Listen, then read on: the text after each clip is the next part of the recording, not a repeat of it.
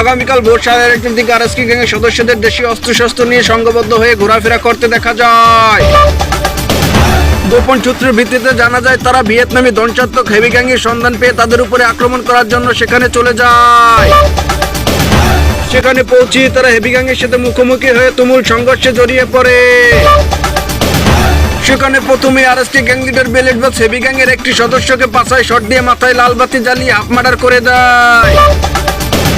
পরবর্তীতে heavy gang leader মুফাসা belt বসের উপর আক্রমণ করতে চলে আসে, কিন্তু বেলেট বস তাকেও পাছায় শট দিয়ে মাথায় লাল বাতি জ্বালিয়ে দেয়।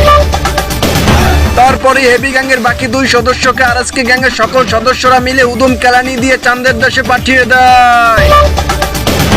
বিএলকে টিভির এক সাক্ষাৎকারে আরএসকে বেলেট বস এই সংঘর্ষের বিষয়ে জানান যে হেভি গ্যাংয়ের হাতে আমরা আগে পরে বহুতবার মারা খাইছি, তবে আজকে ওদেরকে বাটে পেয়ে আমরাও ভরে দিলাম। আরএসকে গ্যাং প্রতিশোধ নেওয়ায় তাদের ভক্তরাও অনেকটা সন্তোষ জানান।